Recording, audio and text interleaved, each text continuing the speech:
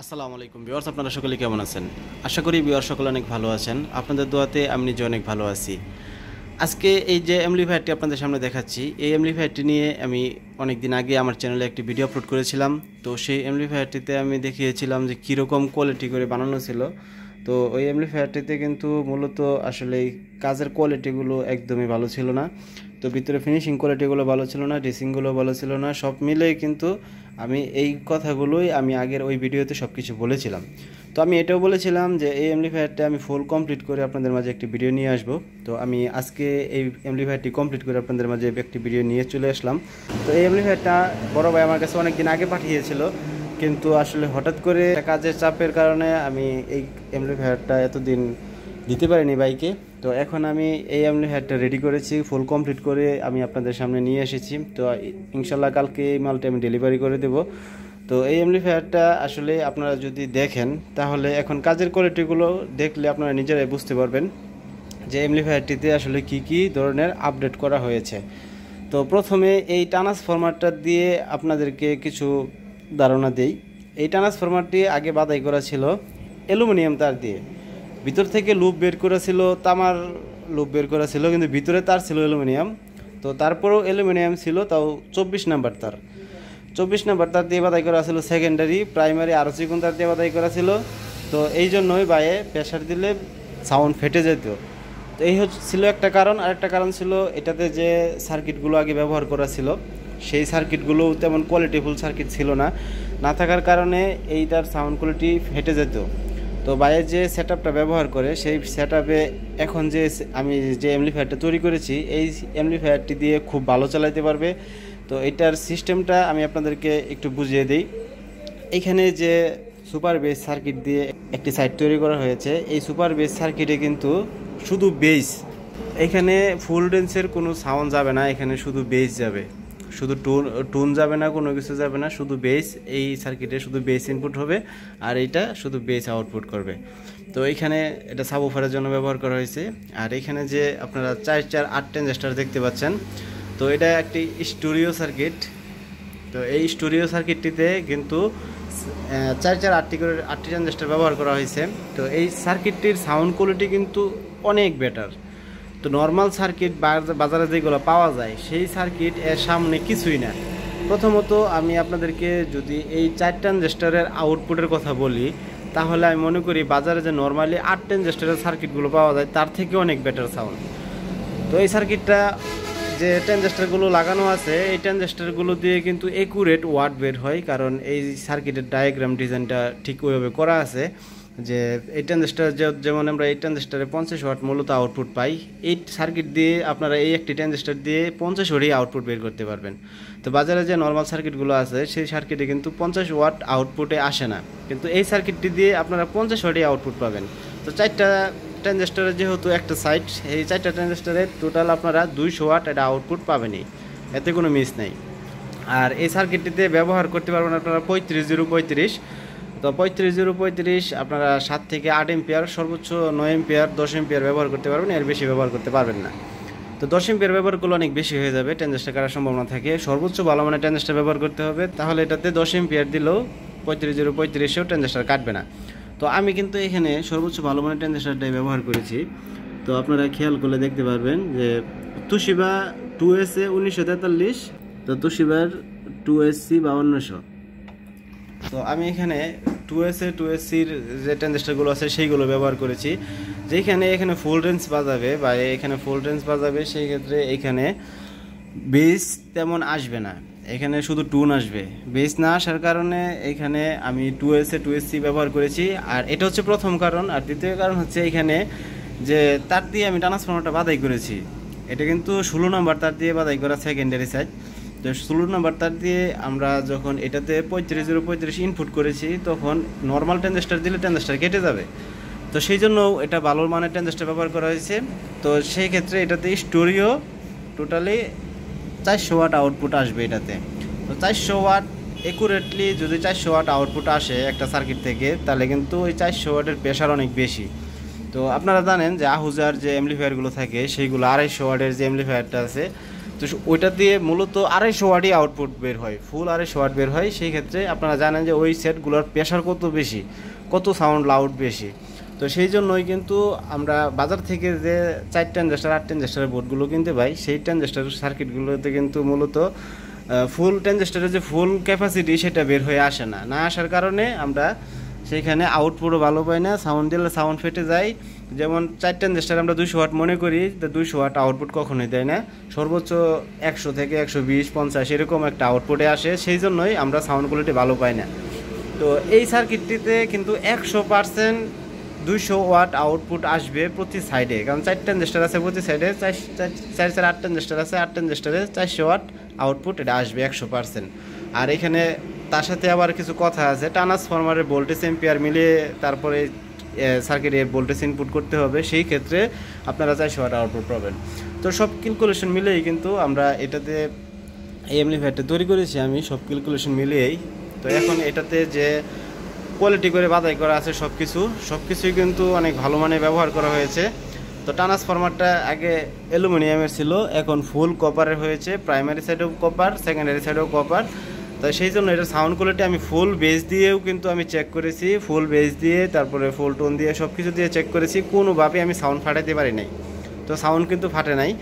তো এই পাশে যে সার্কিটটা আপনারা দেখতে পাচ্ছেন, এটা কিন্তু সুপার বেস ড্রাইভার সার্কিট। এটা সুপার বেস ড্রাইভার সার্কিটে শুধু অনলি বেসই সাপ্লাই করবে, এখানে টুনের চাইতে বেস অনেক বেশি, সেই জন্য এটাকে সুপার বেস ড্রাইভার সার্কিট বলা হয়। তো বড় ভাই যেহেতু এক সাইডে সাবওয়ুফার ব্যবহার করবে, আরেক সাইডে টুনের জন্য যে 10 ইঞ্চি স্পিকারগুলো আছে সেগুলো ব্যবহার করবে, সেই জন্য আমি এখানে সুপার বেস ড্রাইভার সার্কিট লাগাই দিছি, যাতে বড় ভাই শুধু বেস পায় এই সাইডে। তো তারপরে আমরা এখানে যে একটা মাইক্রোফোন সার্কিট ব্যবহার করেছি, এটা নর্মাল বাজারে কিনতে পাওয়া যায়, নর্মাল সার্কিটগুলো যেগুলো বাজারে কিনতে পাওয়া যায় সেইগুলোর মধ্যে একটু ভালো কোয়ালিটি, দেখতে সৌন্দর্য গর্জিয়াসের মধ্যে একটা সার্কিট আমি লাগাই দিছি। তো এটার সাউন্ড কোয়ালিটিও ভালো, এটাতেও যখন কথা বলা হয় ভোকালে অনেক ভালো সাউন্ড কোয়ালিটি আসে, সেই জন্য এই সার্কিটটাই লাগানো হয়েছে। সুপার বেস ড্রাইভার সার্কিটের যেহেতু স্পিকার প্রোটেকশন সিস্টেম নেই, সেই জন্য এখানে আলাদাভাবে একটা স্পিকার প্রোটেকশন দেওয়া হয়েছে। যদিও এই সার্কিটটিতে 30 এম্পিয়ারের বড় রিলে সিস্টেম করা আছে, তো আমি এখানে 30 এম্পিয়ার বড় রিলে দেই নাই, কারণ এটাতে এত লোড নেই, যার কারণে এখানে 30 এম্পিয়ার রিলে ব্যবহার না করলেও হয়তো। তো সেই জন্য আমি এই রিলেটাই ব্যবহার করে দিয়েছি, এটা দিয়ে যথেষ্ট।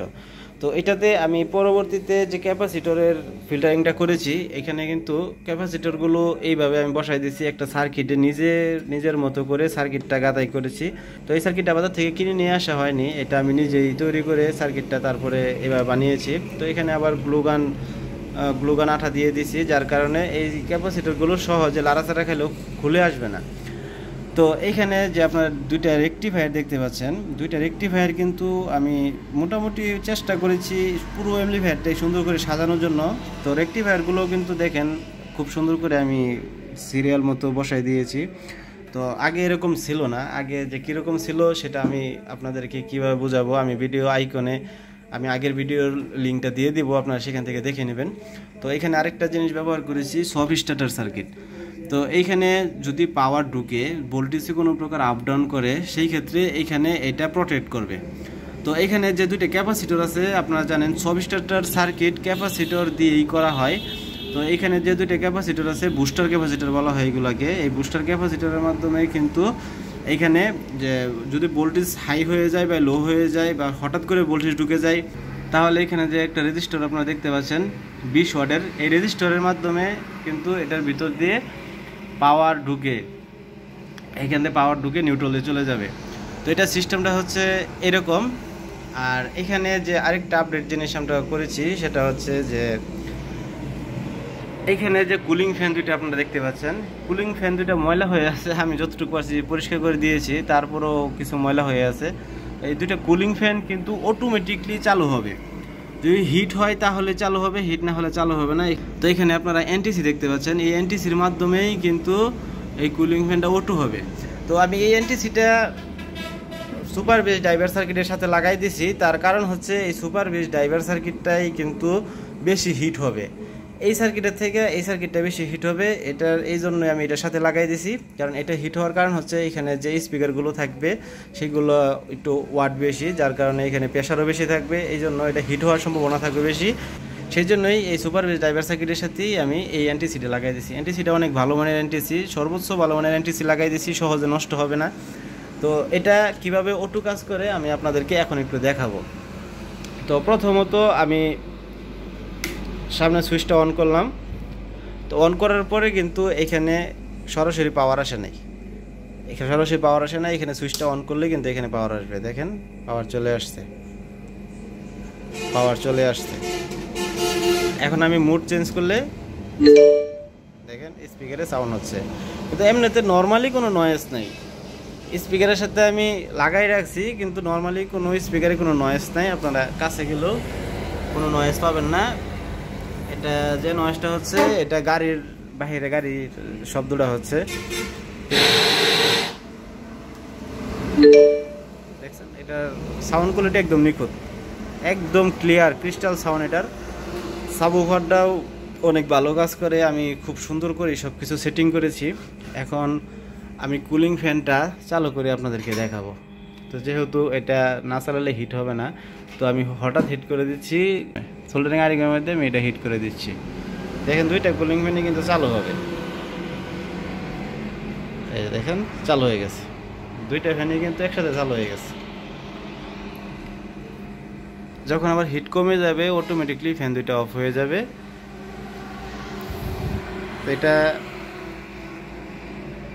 দেখেন ফ্যান দুইটা এখনো ঘুরতেছে। তো এটা আবার কিভাবে ঘুরবে, এই হিট সিঙ্ক যত হিট হবে তত ফ্যানের স্পিড আস্তে আস্তে বাড়তে থাকবে, হিট যত কমে যাবে স্পিড আস্তে আস্তে কমতে থাকবে।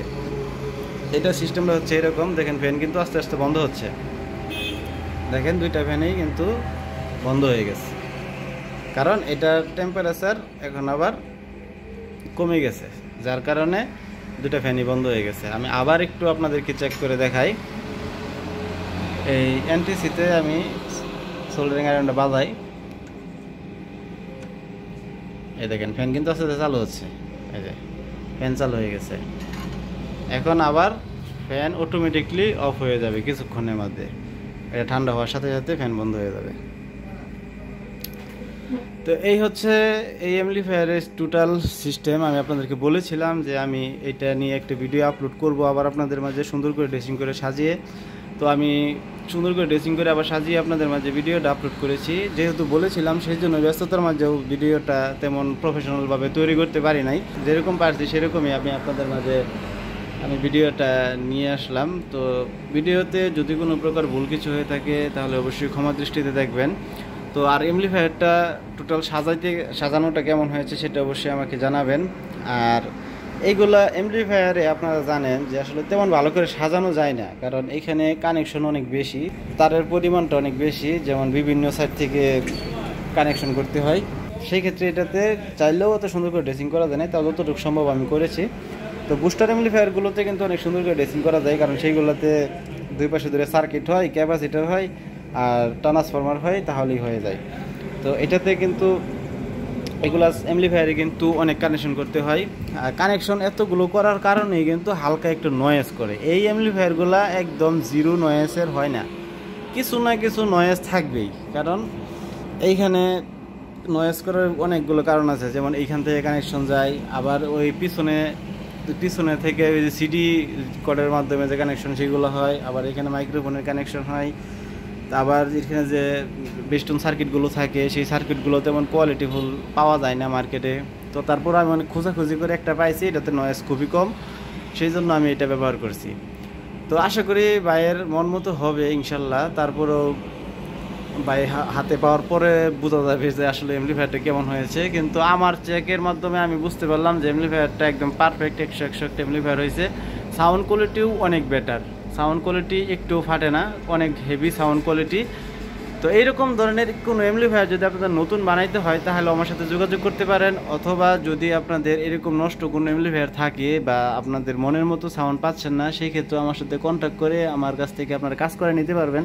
তো এখন বর্তমানে আমার যেহেতু আইপিএসের সিজন, সেই ক্ষেত্রে আইপিএসের প্রচুর চাপ, আইপিএস বানাইতে আমার সময় শেষ হয়ে যায়, যেই জন্য অ্যাম্পলিফায়ার কাজগুলো করতে পারি না। তো হঠাৎ করে গরম চলে আসছে, আইপিএসের চাপ বেড়ে গেছে, সেই জন্য বাইরের এই মালটা দেরি দেওয়া হয়েছে, প্রায় 1 মাস সময় লাগছে। তো যাই হোক, আজকে ভিডিওটি আমি এখানে শেষ করছি। দেখা হচ্ছে পরবর্তী আরো কোনো ভিডিওতে। তো সকলেই ভালো থাকবেন।